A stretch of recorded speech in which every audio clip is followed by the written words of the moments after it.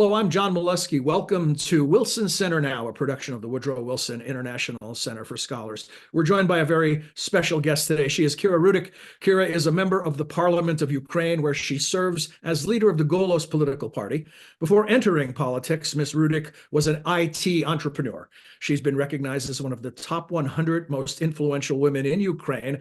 And Kira Rudik joins us from Kyiv. Welcome back to the program, and thank you for joining us. Thank you so much for having me. It's a pleasure to be here.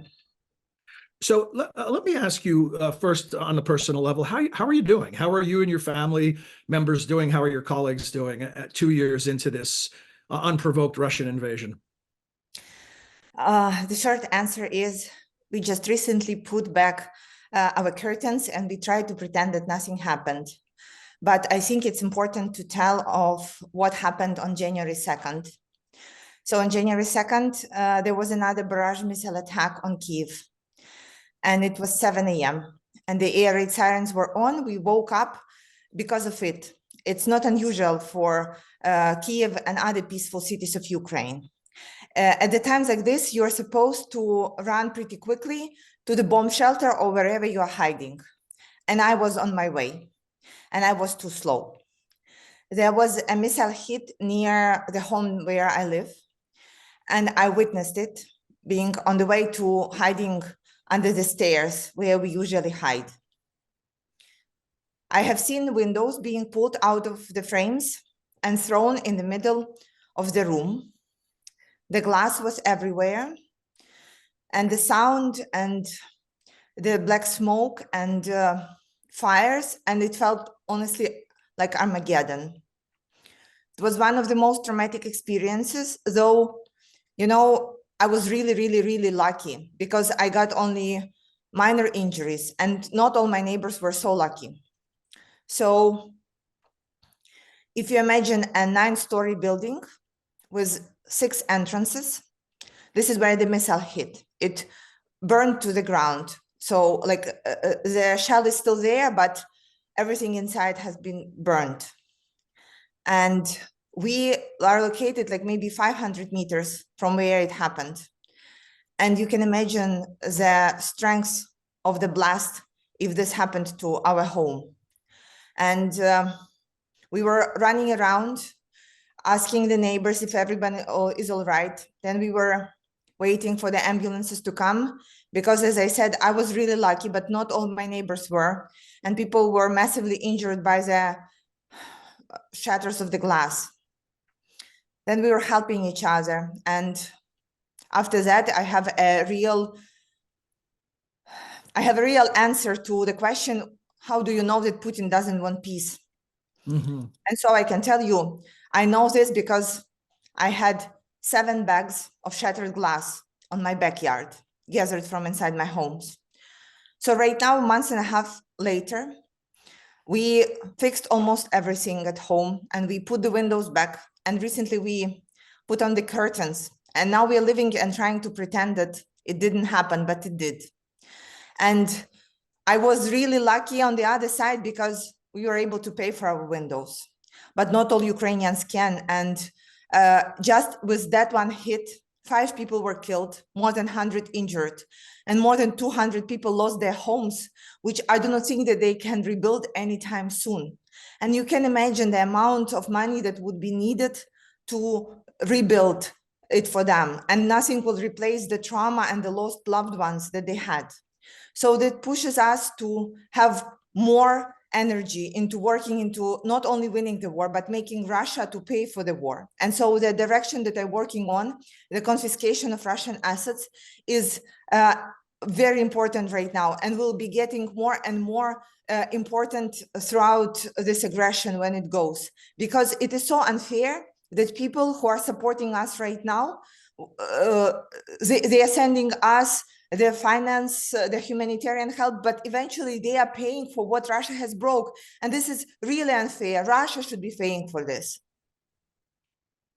Well, thank you for sharing that story. I can only, you said I can imagine, and the fact is I can only imagine, having never lived through anything as horrific as what you describe. And I know it must be very traumatic, and you're keeping a stiff upper lip. And so thank you again for giving us some insight onto what it must be like to be in that capital city during this war. Along those lines, Kira, how was the anniversary observed? Was it a completely somber time, or was it a chance for Ukraine to sort of regroup and recommit itself in its effort against Russia? Well, the feeling was really like, we have survived up till this point. Remember, not too many people believed that we will survive for a week or so, but we are still here. You know, up till this point, I never heard or seen anyone saying, oh, we should reconsider what we are doing, or maybe we should strike a deal with Russia. Never, never at all. We know that there is generally only one plan, and we are sticking to this plan, is fighting and making sure that Russia would not attack us again. Because we have seen what happened in Bucha. We already, all of us, have paid a tremendous price for being able to fight for this and to be here and alive. So we did not change anything in what we plan to do, and we will continue fighting. What we are seeing things that things should change is how the West sees the war. And I think we need to work on changing this narrative from helping Ukraine fight to letting Ukraine win. It is critical because it implies giving us enough weapons, not only the weapons that are available, but enough weapons so we can actually execute on the military plans that our military have. It implies that the sanctions should be analyzed according to how they work, not only how they voted and that they exist, but actually are they really delivering the result that we're expecting. And of course, coming back to confiscation of the assets, I think it is critical to understand that because of the elections in the United States, because of the elections in Europe, it may happen that those money won't always be there. So we need to act fast. We have pretty much deadlines of this year to have the plan of how this money will be used for the sake of Ukraine. Let me ask you about, you mentioned how the war looks from the perspective of the West versus how it may look from the perspective of Ukraine. Along those lines, there have been concerns during the last several weeks from Western allies about the momentum of the war. Particularly, there was a lot of discussion around the fall of Avdiivka back to the Russians. What does that momentum look like from your perspective? Are you concerned that the tide may have turned? For us, it is very clear that our military are doing everything that is possible in what they have in their hands. So we concentrate our efforts rather on getting them what they need. You know, we talk a lot with them, and the questions they are asking is very simple, and it's very hard to explain to them what's going on in the US Congress. So they're asking, like, what's going to happen, and how is it possible that the President Biden has made this promise to stand with Ukraine for as long as it takes, and now there are still some political debates that are not getting the resolution. And this is why I cannot do anything on the battlefield right now, but I can work on the international arena and make sure that our military will get their help delivered. So this is where I concentrate their efforts. It is not, there is not a feeling, not a bad feeling in Ukraine. It's rather saying, okay, what else can we do? And you know that there is a very strong volunteer movement in Ukraine where people are buying weapons and supplies and drones.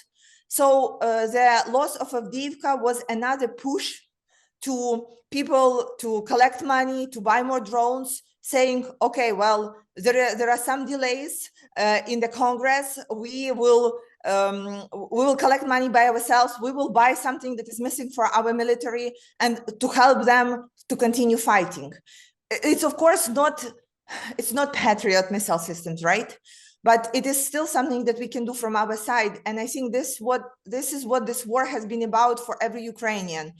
Instant question, what can I do to help the country to win the war, to help all of us?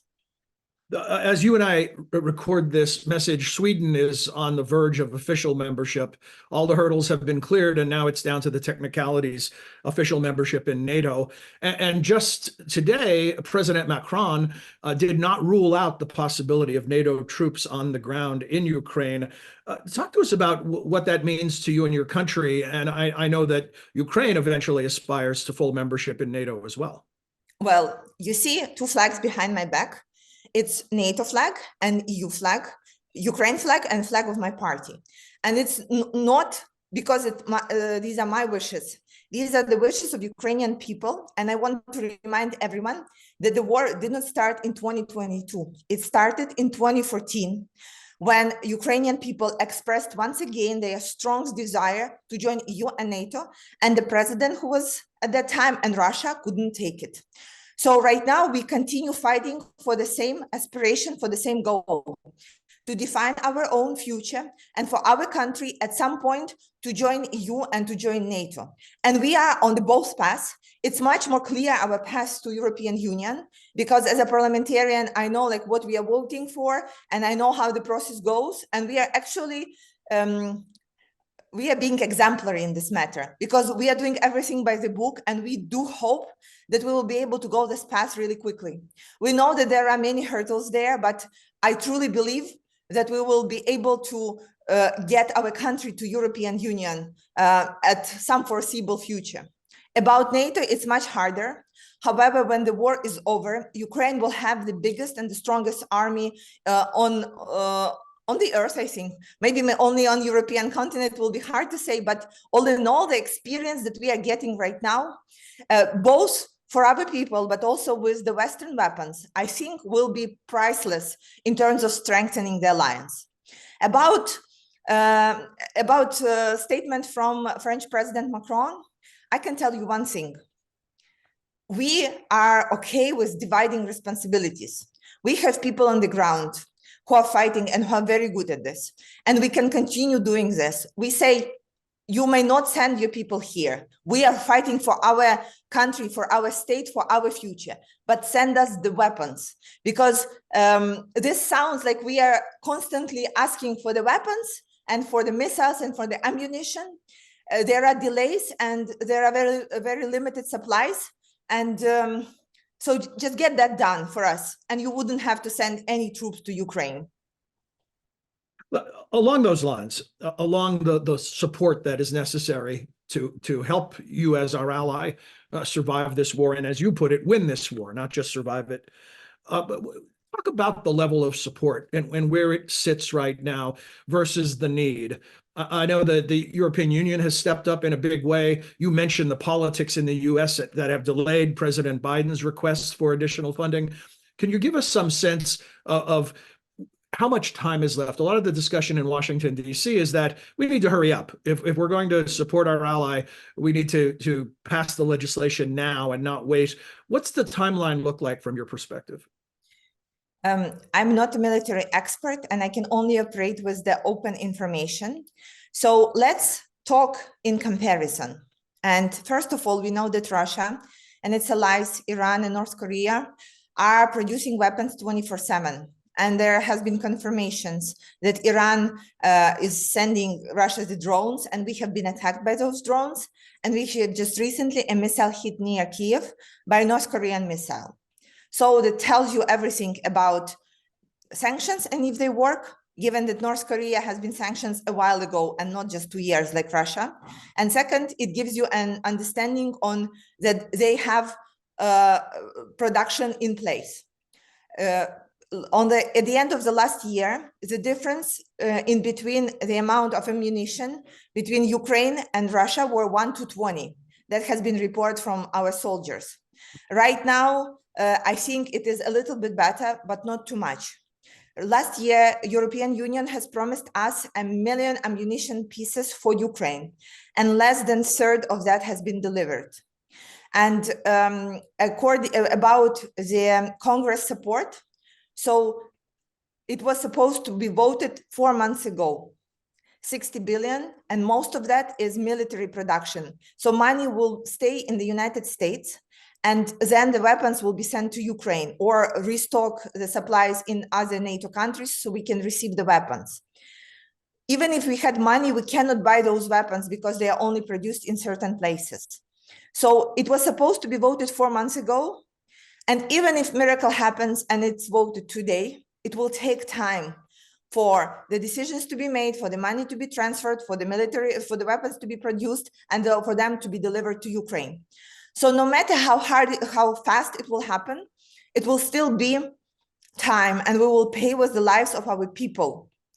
And not only people who are fighting at the front, but people at the peaceful cities who go to bed and don't know if they are going to wake up in the morning. And it is terrifying that the whole world, democratic world, is concentrated on the elections right now. And for us, time flows very differently. You know, like the way how time goes in Brussels or in DC, when you are in a peaceful place, is very different than how it goes in trenches or in a bomb shelter. And this is why we are urging our partners, our allies, to get into our shoes and make the decisions fast. I want to ask you more about that, about getting into your shoes. When you look at a war from a distance, you see pictures, you see video, but it's not the visceral experience of living in a community, as you put it, where you go to bed at night and you're afraid that you may not wake up in the morning. Could you give us even more insight into what's daily life like now? Are children going to school? Are essential services largely working in the cities that are still under Ukrainian control? Give us and the world some sense on that totally human level of what daily life is like. Of course. So daily life really depends on how close you are to the front line, because we are not only talking about the missiles and drones, but also artillery. And when we are talking about cities like Kharkiv or Kherson, they are closer and they could be sometimes reached out by very unexpected hits. Well, you wake up usually by the sound of the air raid siren, and you start your day either in the bomb shelter or wherever you hide. This is where you have usually lots of stuff prepared, like some crackers and food and some water, and you always have your backpack for the run in case something happens. And you have your medical aid kit there, and you always charge your phone. You never forget to charge your phone, because we still don't know if there will be some blackouts. If the night was very tough, it is okay to reschedule your early meetings or to go to work late, because everyone understands that, especially if you have a family, that it is hard on everyone. So you can imagine what happens if kids didn't get enough sleep, and if they and everybody was like still slept for a couple of hours. Then people go to work and kids go to school or kindergartens. However, it is only allowed to have a school or kindergarten if there is a bomb shelter there. And it's usually right now, 2 years in, pretty well equipped. So there are some schools that are closed still, and pupils cannot continue learning just because it's still really, really dangerous, and the state doesn't allow it. Then so there are not too many block posts left. A year ago, most of Ukrainian cities still had many block posts with the documents checked. And you live your almost normal life at that moment, talking about particular things and trying to dedicate some time to the volunteering. The major thing is also a curfew. So in different cities, it's different times. In Kyiv, it's midnight till 5 a.m. It's when you cannot be on the streets at all. And often this is when the attacks start. Mm-hmm. So people are following very closely the news, and it is something that is always like in your hands. And all of us have this, I wouldn't say trauma, but all of us have somebody fighting at the front right now, right? So for us, it's very personal. So even when I'm driving, I'm being very careful, because I don't know if in the car near me that cut the line or like stopped suddenly, maybe there is a person there who received the worst news. Or maybe it's someone who is just driving very fast to the hospital where they delivered people from the front. So you understand that everybody is hurting. You kind of get used to that. But there is something that I want also to